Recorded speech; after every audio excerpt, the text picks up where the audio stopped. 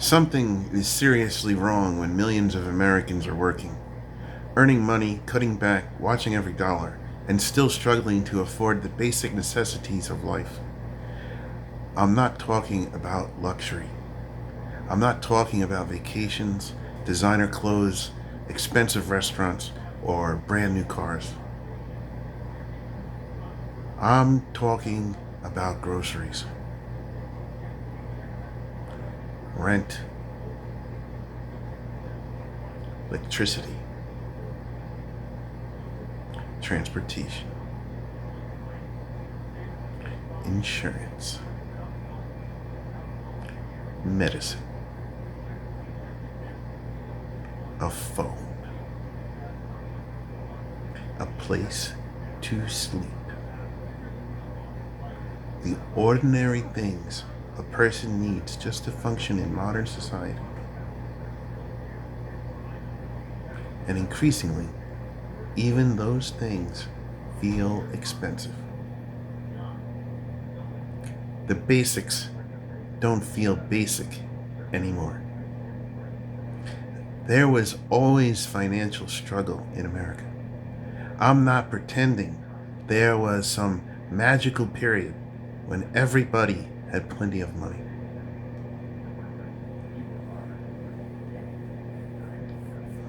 But something feels different now. The financial pressure seems to have spread much further into the population. You can have a job and struggle. You can work full time and struggle. You can have two incomes coming into a household and still wonder how you're going to cover everything. That's what scares me. Employment was supposed to provide some level of stability. Maybe you weren't rich. Maybe you didn't have everything you wanted. But if you worked consistently, you expected to at least build a basic life. Now people are working just to maintain survival. The paycheck comes in.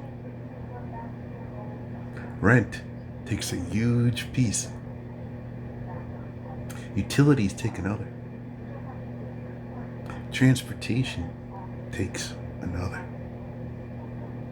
Insurance takes another. Then you walk into the grocery store and somehow a few bags of food cost far more than you expected. Before you know it, you're looking at your bank account wondering, where did all my money go?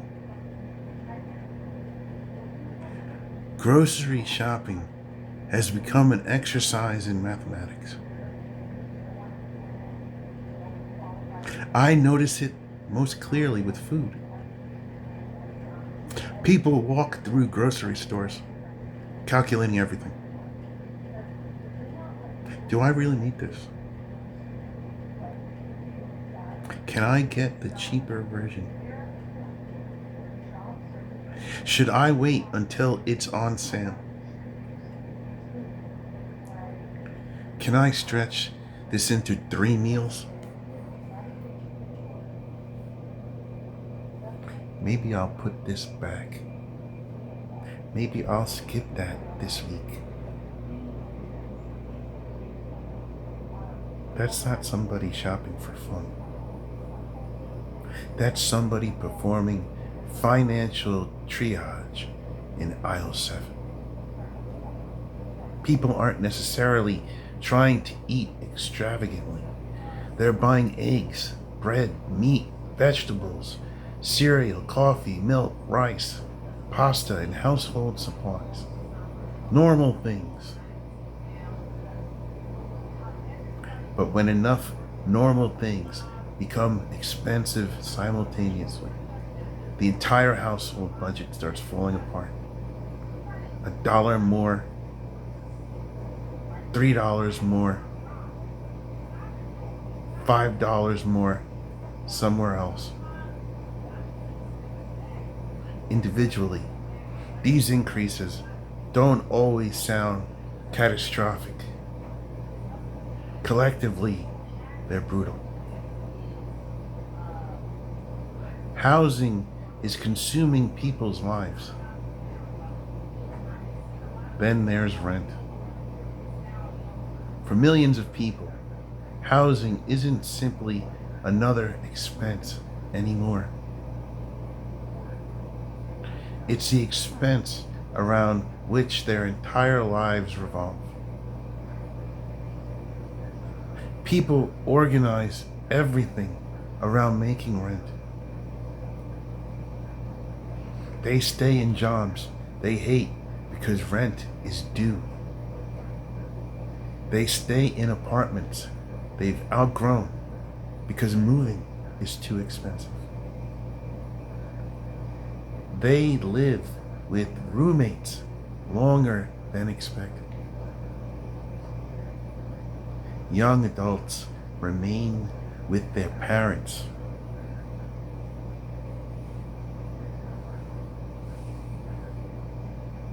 Families double up. People postpone moving out. Others relocate farther away from jobs and communities because that's the only housing they can afford. And once housing consumes a massive portion of your income, every other expense becomes dangerous. A dental bill becomes dangerous. A car repair becomes dangerous. A medical copay becomes dangerous. A broken refrigerator becomes dangerous. Even losing a few hours at work can become dangerous. That's how fragile life has become for some households. One emergency can destroy the budget. That's another thing I think people underestimate. Millions of Americans aren't necessarily completely broke every single day. They're living incredibly close to the edge.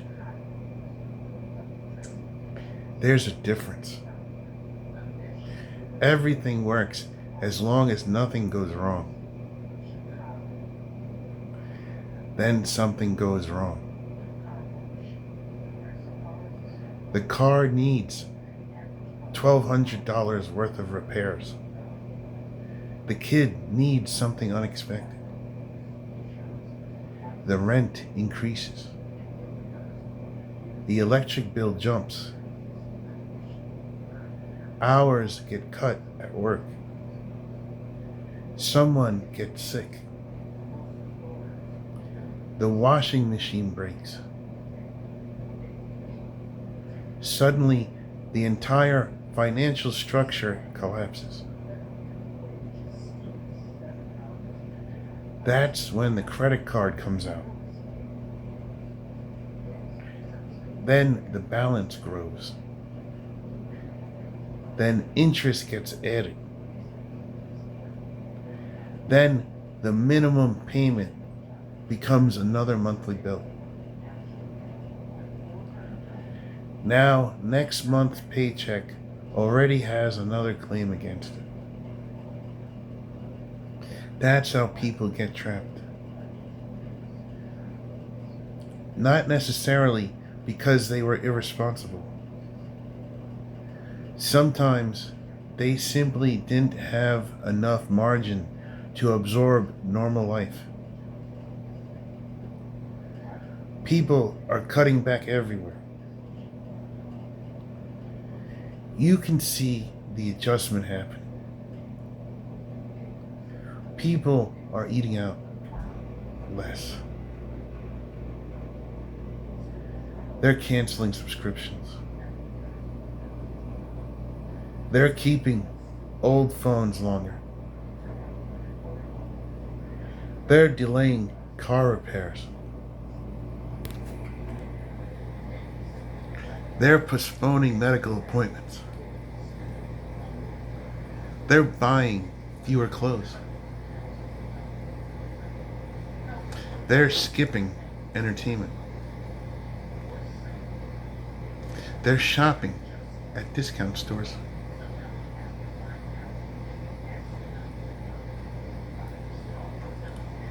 They're looking for coupons. They're switching brands. They're cooking at home. They're staying at home. And eventually, you reach a strange point where you start asking, what exactly is left to cut? Because there's only so much budgeting a person can do. You can cancel Netflix. You can stop buying coffee. You can stop eating at restaurants. You can stop buying new clothes. Fine. But eventually, you're left with rent, electricity, transportation, insurance, and food. You can't budget your rent down to zero. You can't stop eating. You can't tell the electric company you're practicing financial minimalism this month. At some point, the problem isn't spending. Isn't the numbers simply, isn't that the numbers simply don't work? The psychological cost is enormous. And there's another cost we don't talk about enough. The mental burden. Financial stress follows people everywhere. You wake up thinking about money. You go to work thinking about money. You stand in the grocery store thinking about money. You lie in bed thinking about money. You start calculating future expenses that haven't even happened yet.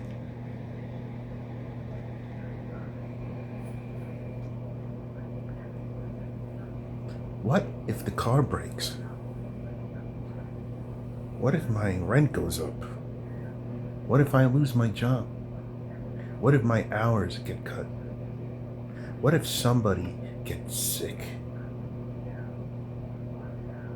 What if I can't find another job? That's exhausting. Human beings aren't supposed to spend every waking hour calculating whether they're financially safe. Yet, that's becoming normal for a lot of people. Working hard doesn't feel like enough. I think this is one reason people are becoming so frustrated.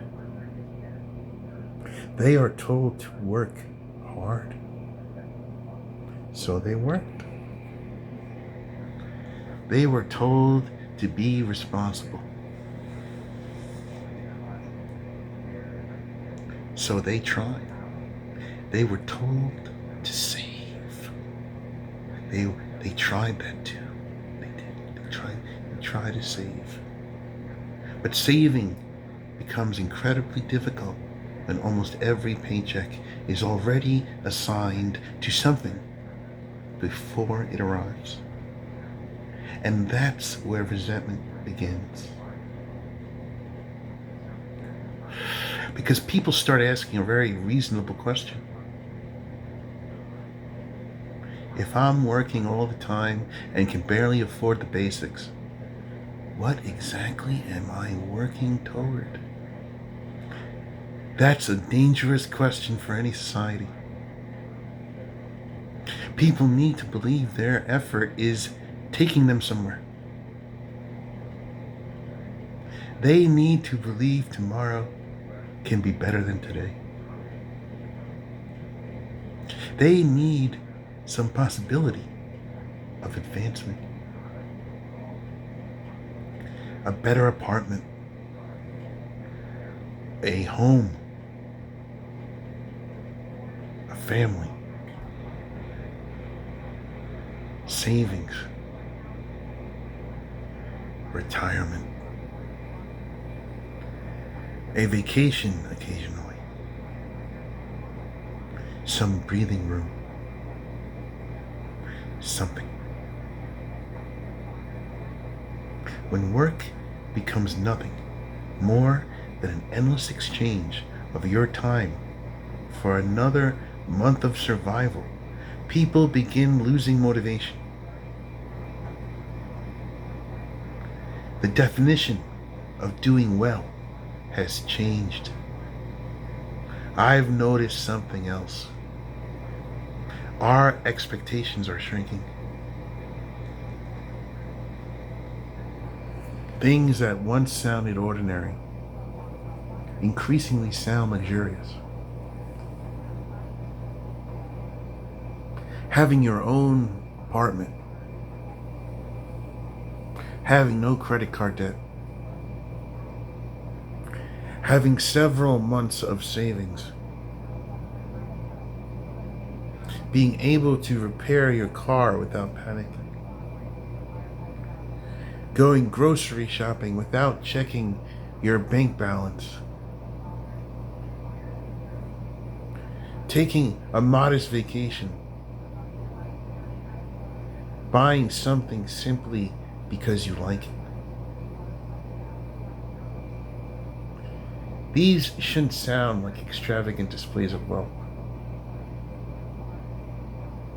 but increasingly financial security itself feels like a luxury. That's how much the conversation has changed. And people are starting to talk about it. For years, financial struggle carried embarrassment. People quietly assumed everybody else was doing better. Social media made it worse. You'd see vacations, restaurants, houses, cars, and perfectly decorated apartments and think, what am I doing wrong? But I think that illusion is cracking. People are talking. They're comparing grocery bills. They're talking about rent. They're talking about debt. They're admitting they can't afford things anymore.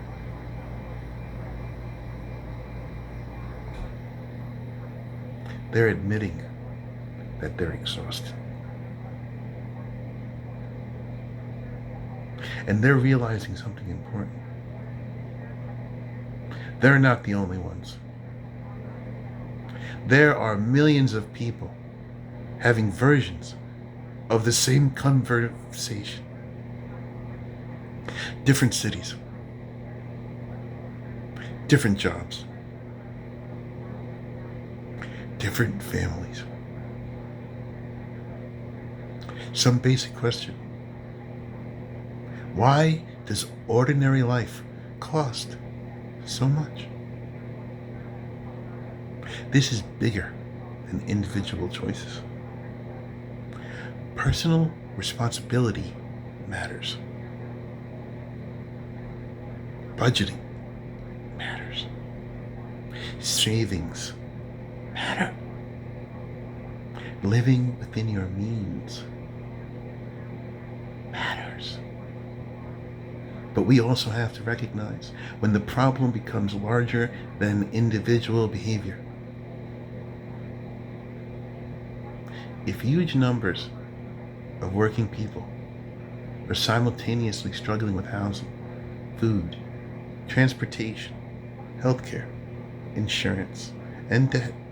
Eventually, we we have to examine the system surrounding them. Because telling millions of people to just budget better isn't a serious answer. You can't personal finance your way around every structural problem.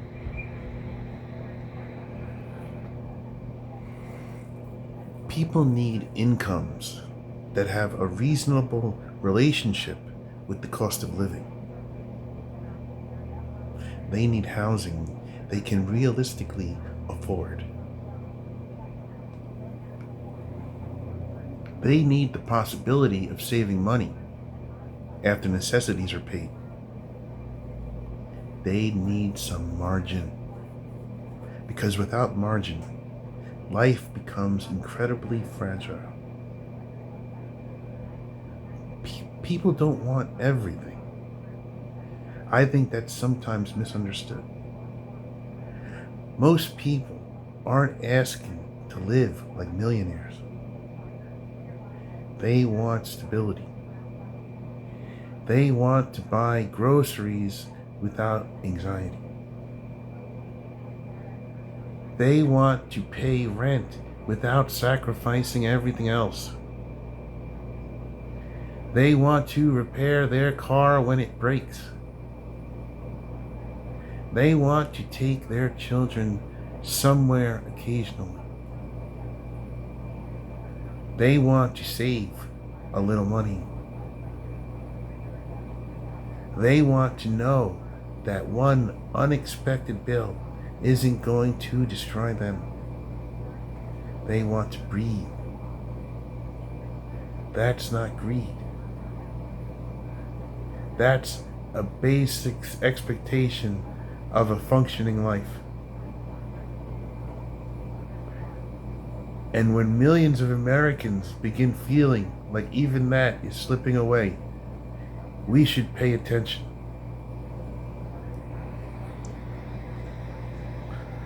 Because eventually this stops being merely a cost of living problem. It becomes a social problem. It becomes a psychological problem. It becomes a generational problem. And eventually, it becomes a question about what kind of society we're building. Because if people can work full time, do everything they're told to do, cut everything they can possibly cut, and still struggle to afford the basics, then maybe we need to stop asking what's wrong with the people. Maybe it's time to start asking what's wrong with the numbers.